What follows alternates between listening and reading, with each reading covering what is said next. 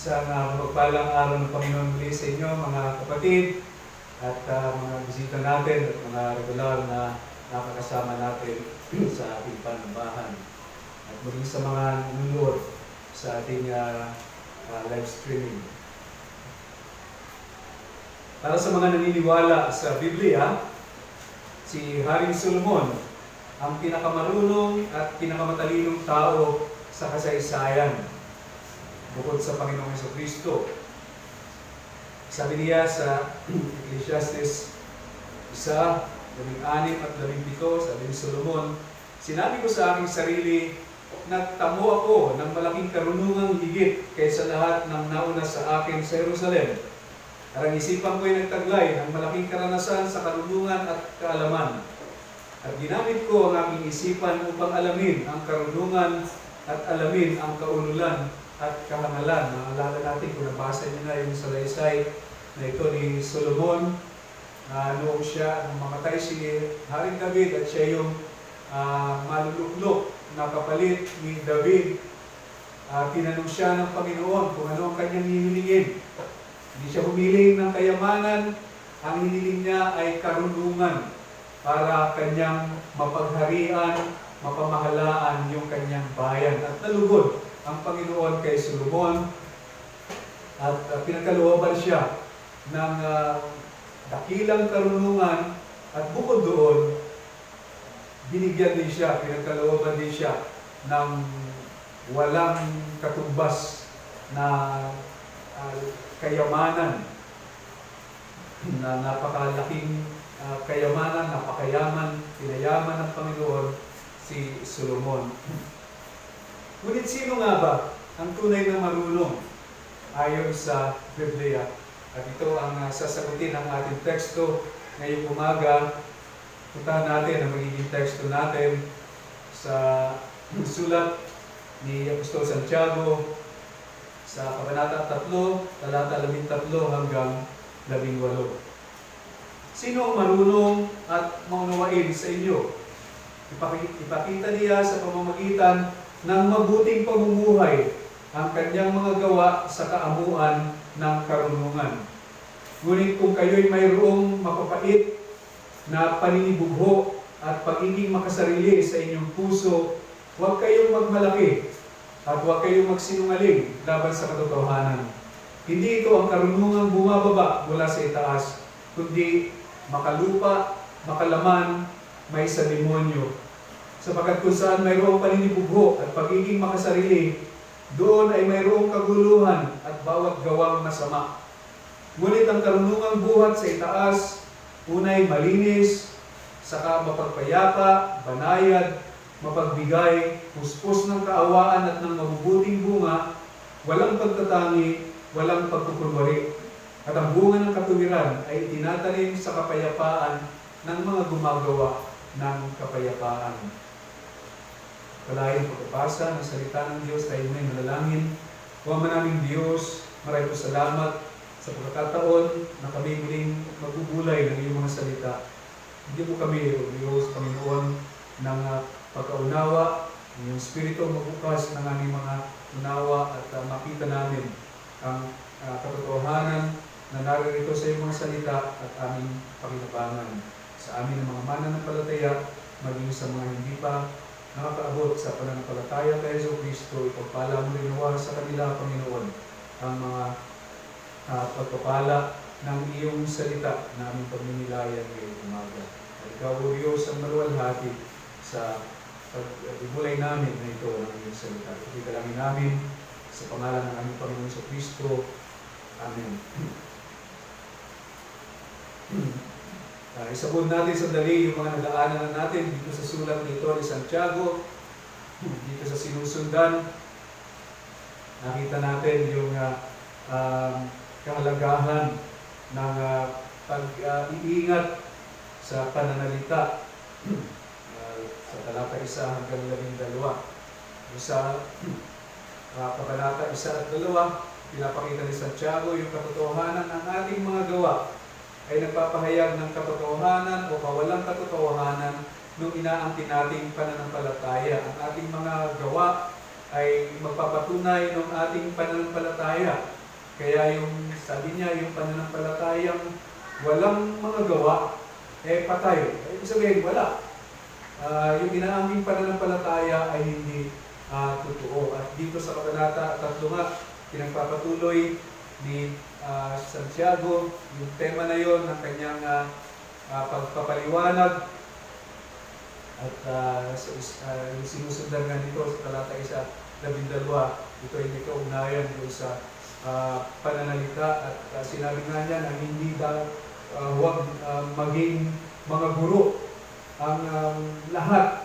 Kasi apparently, doon sa mga iglesia ng panahon na yun, ang daming mga eager. Kumbaga gustong-gusto maging mga tagapagturo. Huwag, sabi ni Santiago, sapagkat merong mas mabigat na hatol para sa mga guro.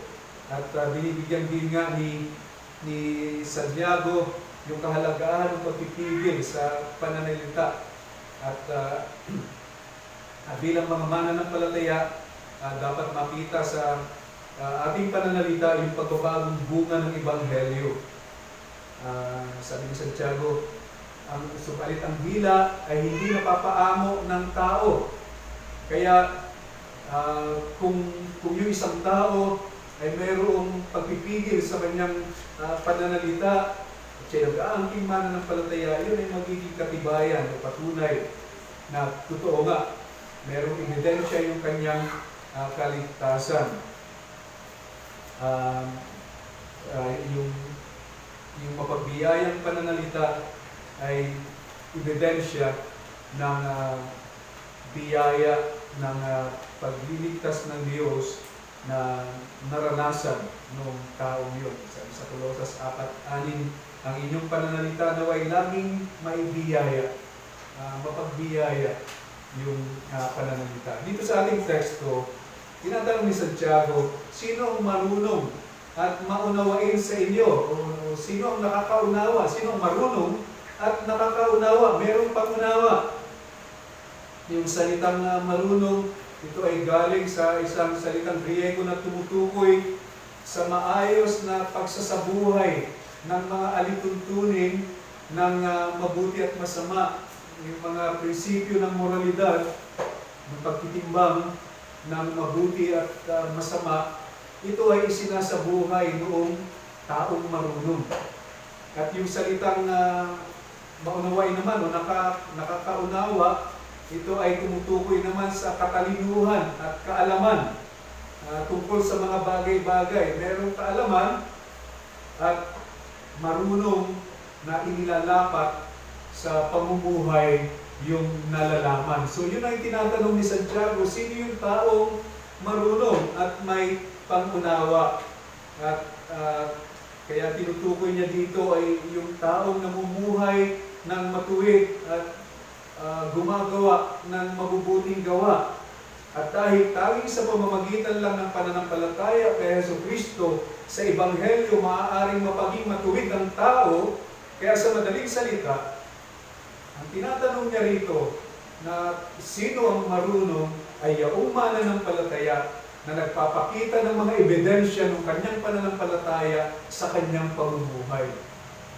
Kaya yung mananampalataya ang tinutukoy na marunong at nakakaunawa dito. Kaya sabi ko sa pagbasa kanina sa unang Korinto 1:24, ngunit sa kanila ng mga tinawag, sa mga mananampalataya, maging mga Hudyo man o mga Griego, si Kristo ang kapangyarihan ng Diyos at ang karunungan ng Diyos. Kaya yung karunungan dito ay yung pagkakilala kay Jesucristo sa Ebanghelyo. Yung Ebanghelyo ang karunungan ng Diyos. Si Jesucristo ang karunungan ng Diyos. Kaya yun yung tunay na karunungan ay yung pagkakilala kay Jesucristo. Ang tunay na marunong ay hindi lang basta mayroong nalalaman sa Biblia, hindi lang basta may alam na mga doktrina. Hindi yon ang tinutukoy na marunong. Dahil kung yun ang tinutukoy na marunong, ang mga teologo, ang mga mangangaral, ang mga nangangaral, mga nagtuturo ng teolohiya, sila'y marurunong. Pero ang sinasabi rito ni Apostol Santiago ay hindi yung may nalalaman lang sa teolohiya. Hindi yung nag-aangkin lang ng pananampalataya sa Ebanghelyo, subalit hindi kinakakitaan ng angkop na pamumuhay at paglalapat noong mga prinsipyo ng Ebanghelyo sa kanyang buhay. Kaya sinasabi rito ni Apostol Santiago ay ito, at ito yung ating magiging kukuning mensahe dito sa ating teksto. Ang tunay na marunong ay ang mananampalataya na maamong ipinamumuhay ang kanyang pananampalataya at namumunga ng mabubuting gawa.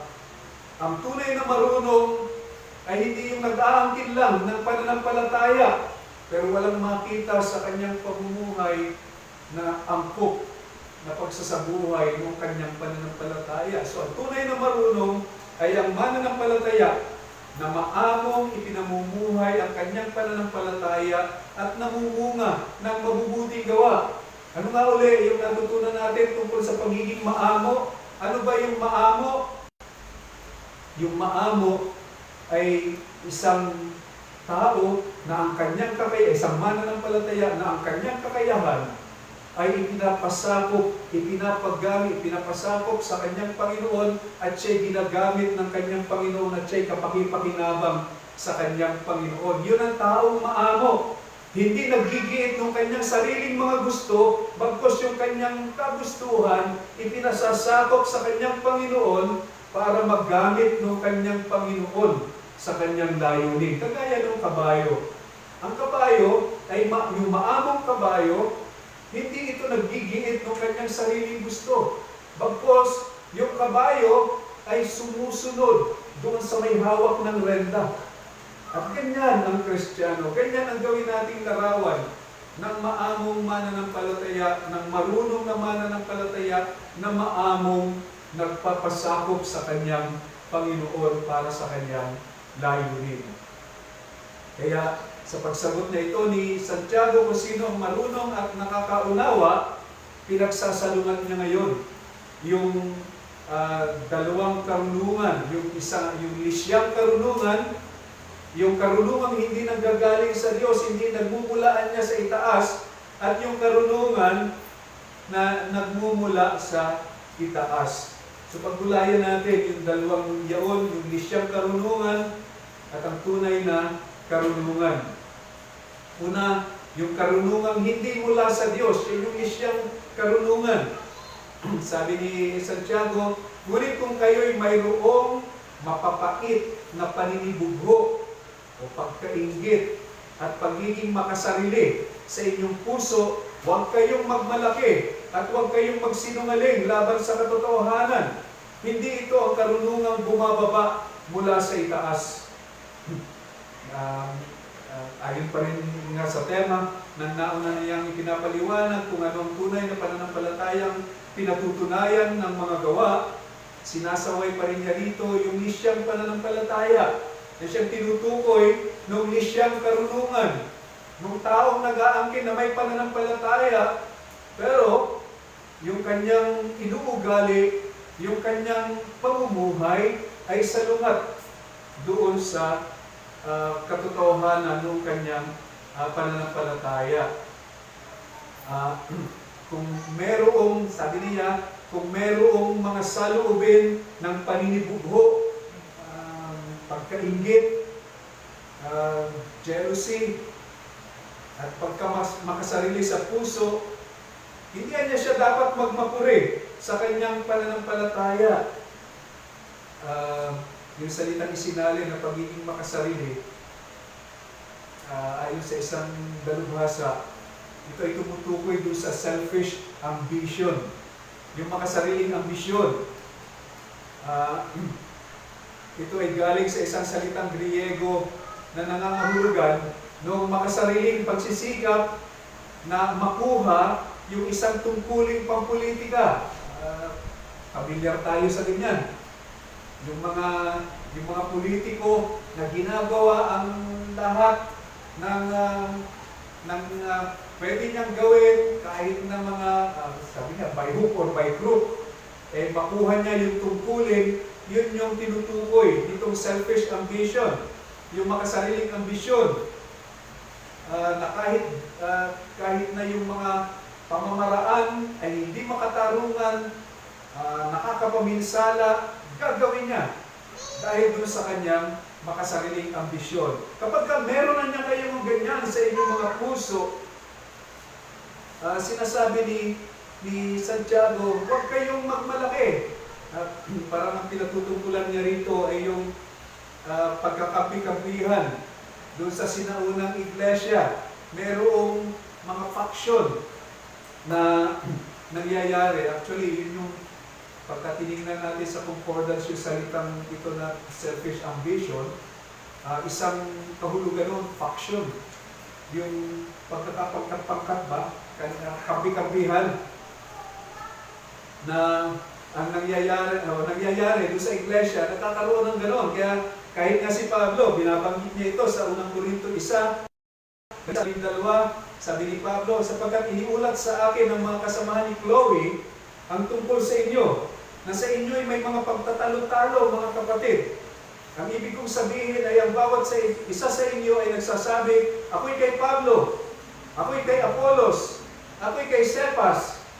Yung iba naman, mas matindi, ako'y kay Kristo, parang hindi kay Kristo yung mga kapatid niya. No?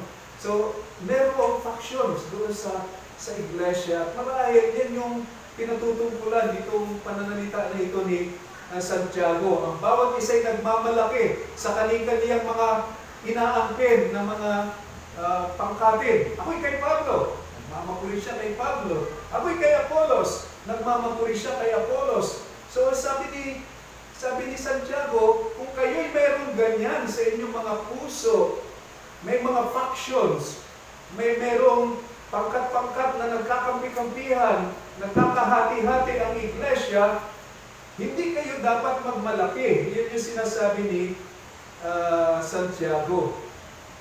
Yung karunungan na yon, hindi yun naaayon sa kaisahan ng Kristiyano kay Kristo. Iisa tayo kay Kristo, kaya hindi dapat nagkakaroon ng mga ganoong pagkakampi-kampihan.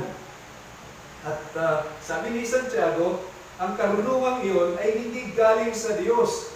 Bagkos, yun ay makalupa, makalaman, at matindi yung sabi niyang huli, demonic, may sa demonyo.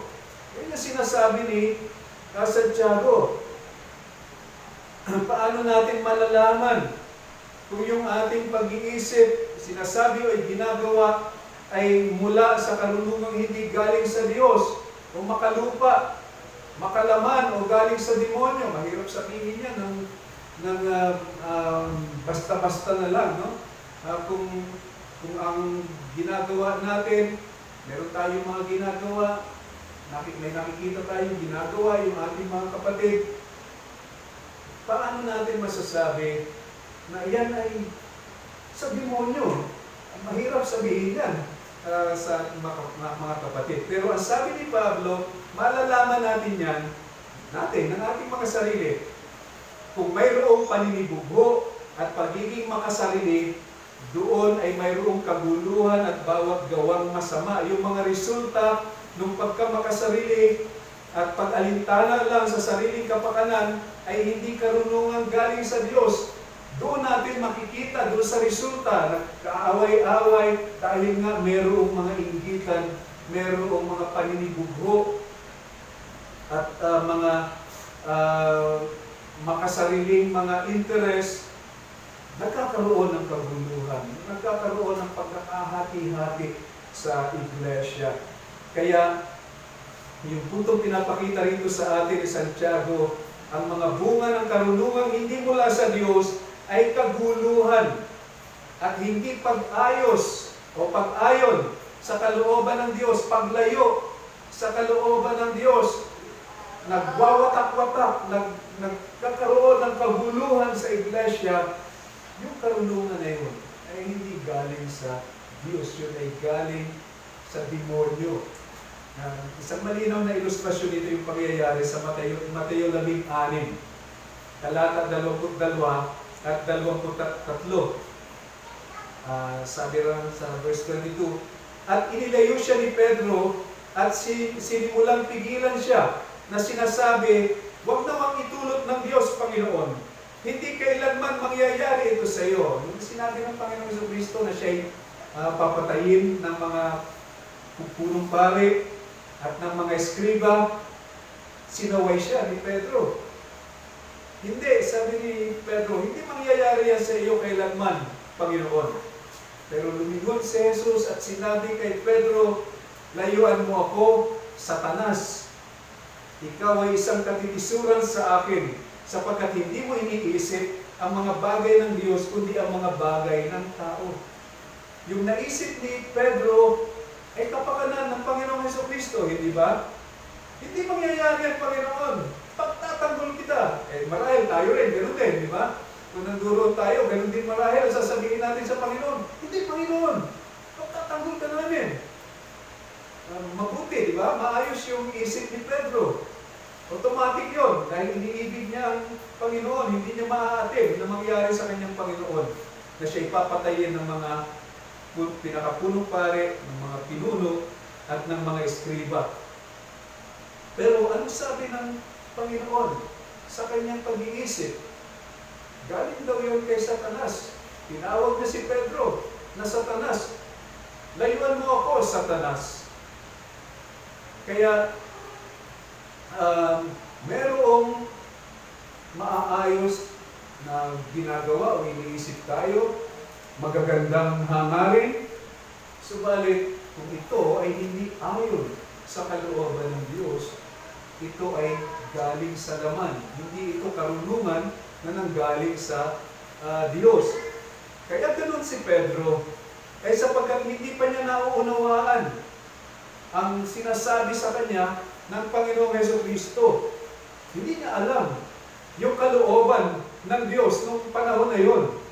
Pero kalaunan, nung maunawaan niya, nung malaman na niya, nangyari na, at alam na niya kung ano ang layunin ng Diyos.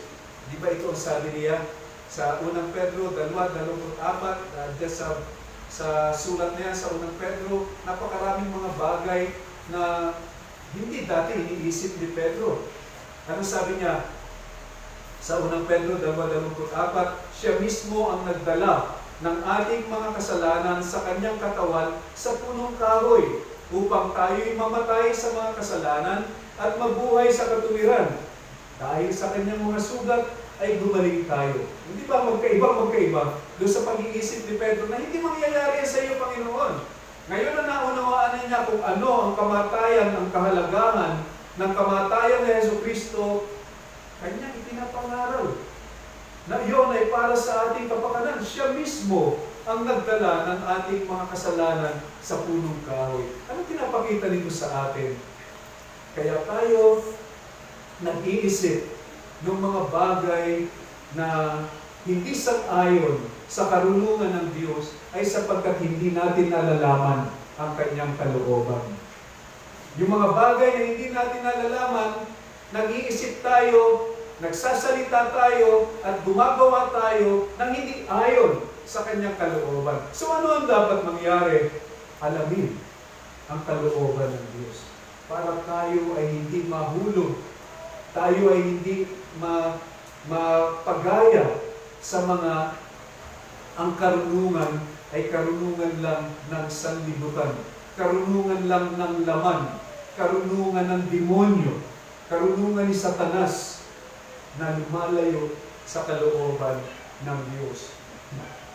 Suriin natin yung ating mga puso at pag-iisip kung ang ating bang mga saloobin ay umaayon sa Biblia, umaayon sa layunin at kalooban ng Panginoon, o ang mga ito ba ay sarili lang nating pag-iisip, sarili lang nating kagustuhan, makasariling ambisyon at hangarin. Ang mga ito ay karunungang hindi nagmumula sa Diyos. Ang mga ito ay karunungang pandito lang sa lupa. Kapag ka ang ating mga iniisip, ating mga ginagawa ay naglalayo sa atin sa kalooban ng Panginoon, ito ay lisyang karunungan.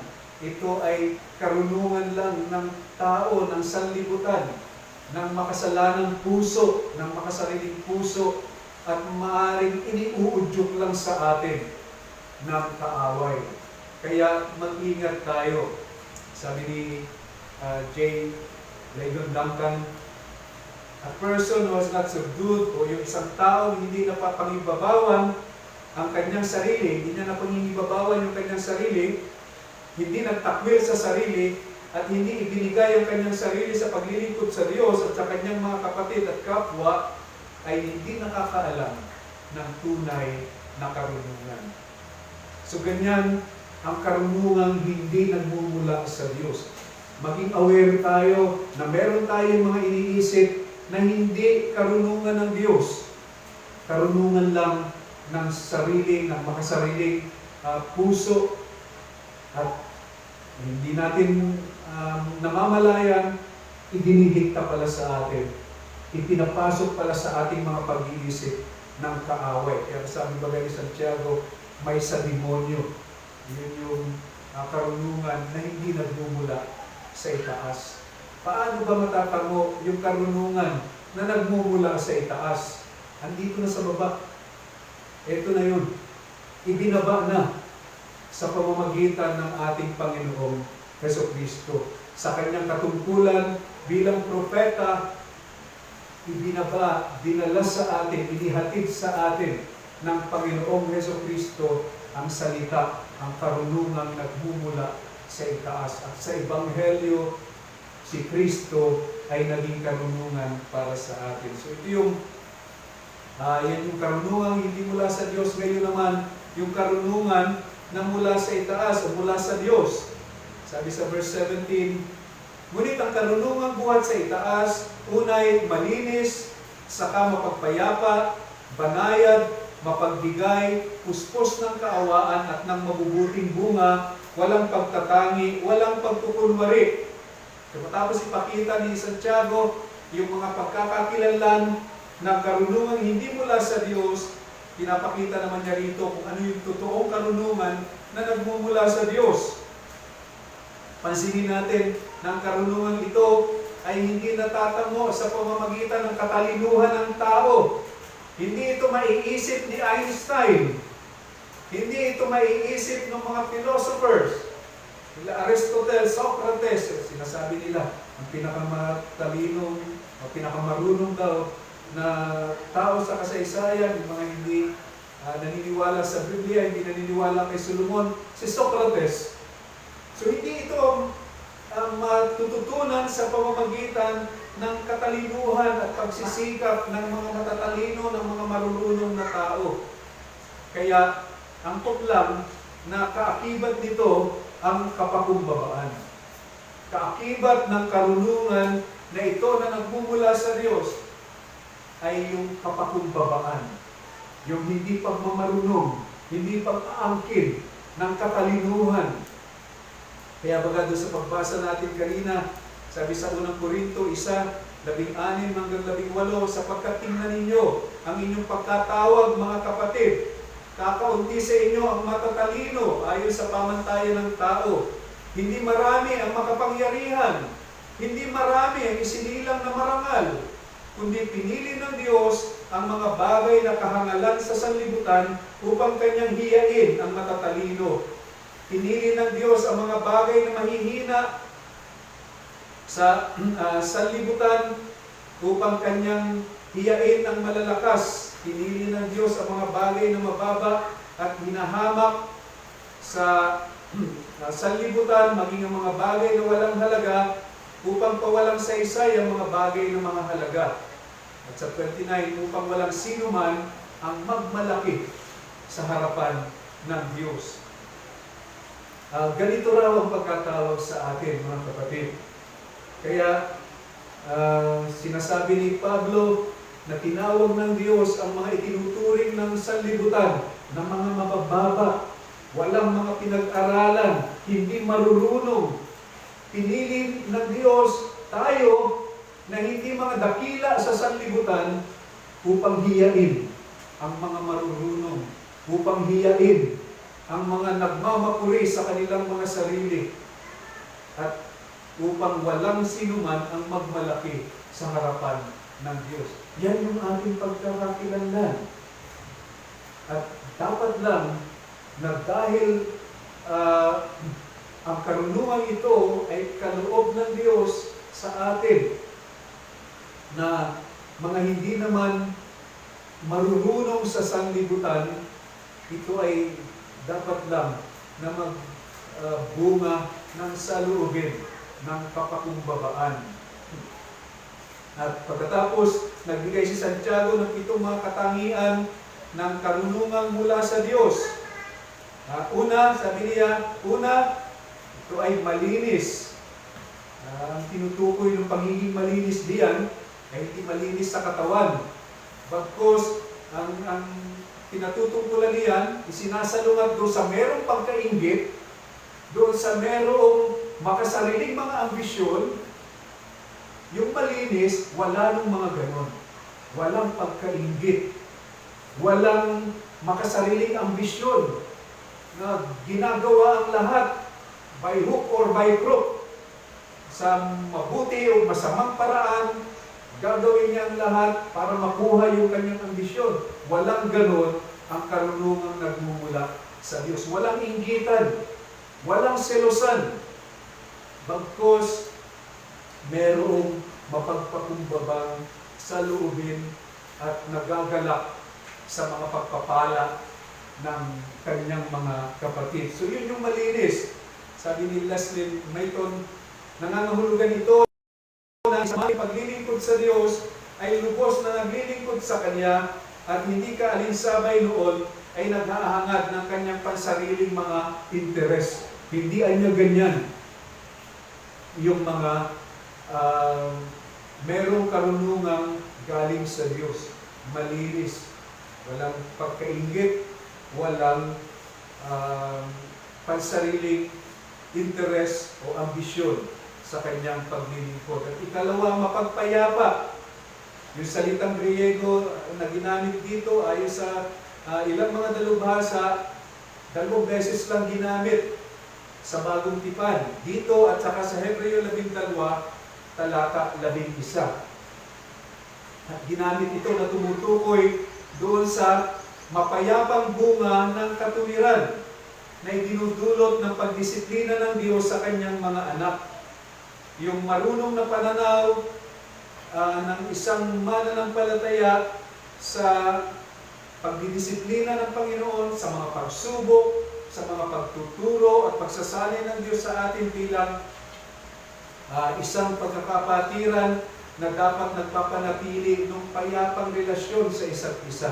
Dahil walang inggitan, may kapayapaan na nakikitungo sa isa't isa. Sabi sa Efeso 4:3, na tayo ay dapat na nagsisikap na mapanatili ang pagkakaisa ng Espiritu sa buklod ng kapayapaan.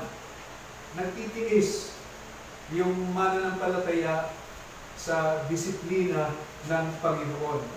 Tayo ay dinidisiplina ng Panginoon. Yung coach ba?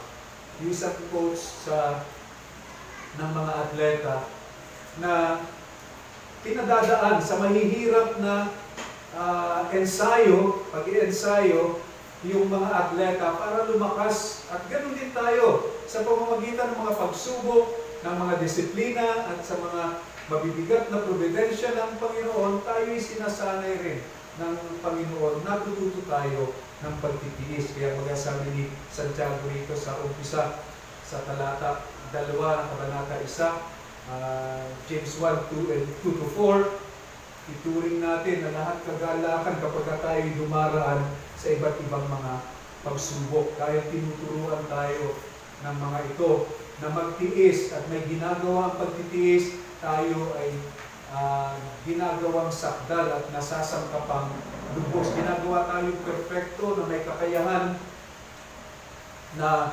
mapagdaanan ang anumang mga pagsubok sa buhay. So yan yung mapagpayapa. At ikatlo, banayad. Sabi ng komentador na si William Barclay, sa lahat ng mga salitang Griego sa Bagong Tipan, ito anya ang pinaka hindi maisasalin. So walang makatumbas. Yun ang sinasabi ni Barclay. Walang eksaktong may tumbas na salita. Ayon sa kanya, ito ay ginagamit ni Aristotle upang ipantukoy sa mas mataas na katarungan. Yung isang taong nagsisilbi ng ultimong layunin ng katarungan kapag kinakailangan sa pamamagitan ng paglampas sa nasusulat na batas. Ibig sabihin, hindi na yung mga letra ng batas ang ipinatutupad rito, lumalampas doon yung tinutukoy ng salita, yung banayad at sa personal na relasyon niya, ito ay naglalarawan sa isang taong kabaliktaran ng taong mapaghiit sa kanyang mga karapatan. Itong banayad, itong taong mayroong banayad na saloobin, kabaliktaran ito ng taong mapaghiit sa kanyang karapatan. Karapatan ko ito. Karapatan ko ito. Masaling ng kaunti yung karapatan, nagagalit at igigiit yung kanyang karapatan. Yung taong banayad, hindi ganyan. Pinalalampas niya. Isinasa isang tabi niya yung kanyang karapatan.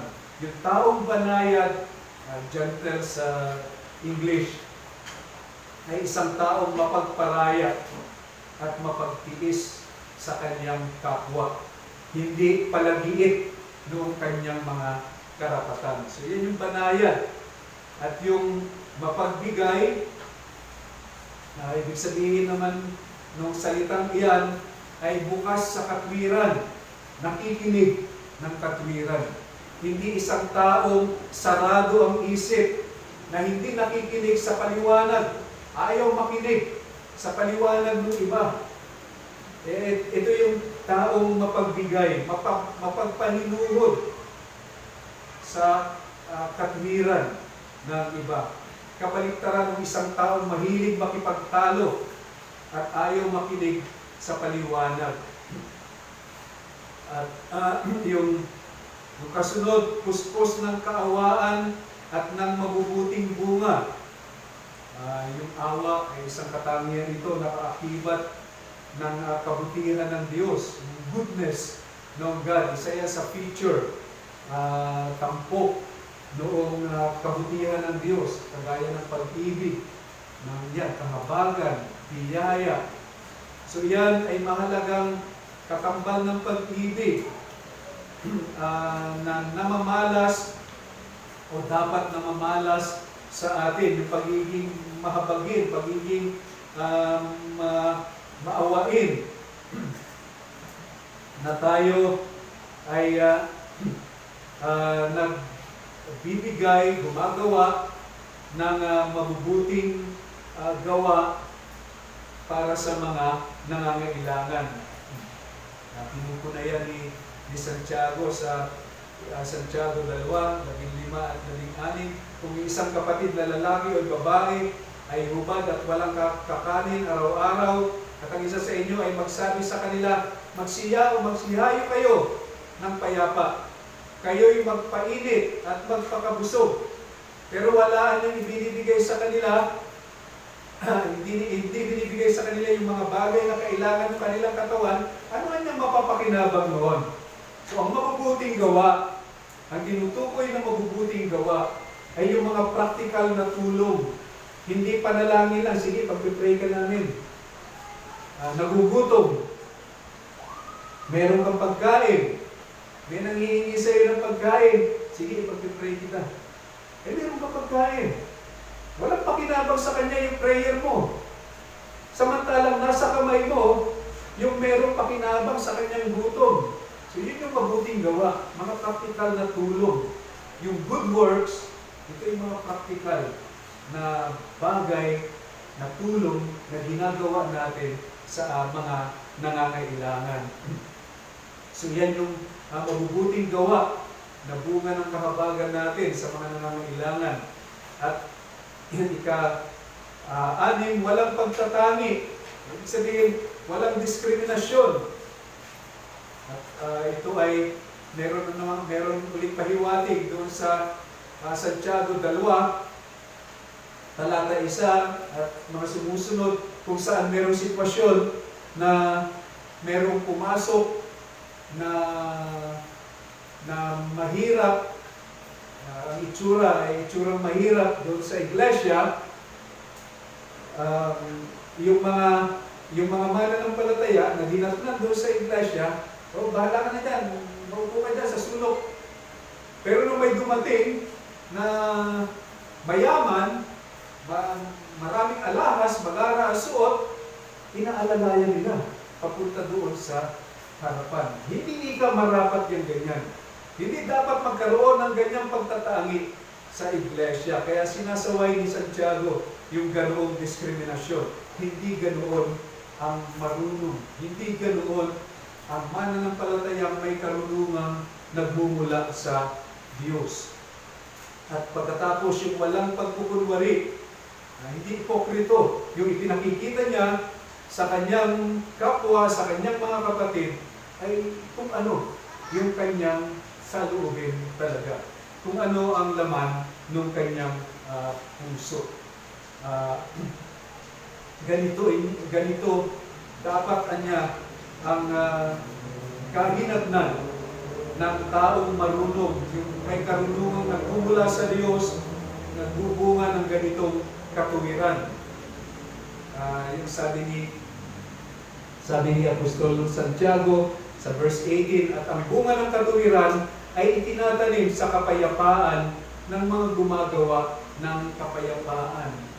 Yung mananampalataya na ganito ang pamumuhay, ganito yung kanyang saloobin, meron siyang karunungan na nagmumula sa Diyos, niya ay nagbubunga ng katuwiran. Nagtatanim siya at mamumunga ng katuwiran sa kanyang pagkatao. Ang ibig sabihin, yung karunungan mula sa Diyos na si Jesucristo, nakilala natin si Jesucristo, sinampalatayanan natin ang Ebanghelyo, si Jesucristo na siyang karunungan ng Diyos ay mahuhubog sa ating pagkatao, na tayo ay mauuwi sa pagkawangis sa Panginoong Jesucristo. At yun yung layunin nung karunungan na yun na nagmula sa itaas, upang tayo ay ipanumbalik sa wangis ng Diyos na nawala nung mahulog si Adan sa kasalanan at tayo'y nasadlak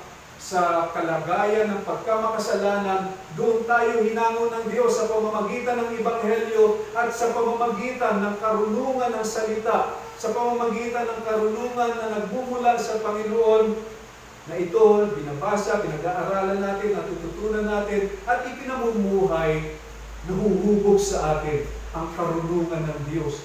Tayo ay nahuhubog sa wangis ni Jesucristo na siyang perpektong wangis ng Diyos. Yan yung layunin ng Ebanghelyo para sa atin na mga mananampalataya. At sa inyo, na mga wala pa kay Jesucristo, ito ang iniaalok sa inyo ng Diyos, ang panunumbalik sa kanyang wangis sa pamamagitan ng Ebanghelyo. Sa pamamagitan ng pananampalataya kay Jesucristo, ang sino man sumasampalataya, pinawawalang sala at ibinibilang kay Jesucristo, binabautismuhan, at pagka nabautismuhan, ipinagkakaloob sa Kanya ang banal na Espiritu na siyang kapangyarihang kasama ng mananampalataya na magbibigay ng karunungan sa Kanya na siya'y mahubog, unti-unti nagpapatuloy patungo sa wangis ng Panginoong Jesucristo. Ito ang karunungan nagmumula sa itaas. Ito ang karunungan ng Diyos kung paano ang makasalanan ay naiipanumbalik sa kanyang wangis sa pamamagitan ng Panginoong Jesucristo at ng banal na Espiritu.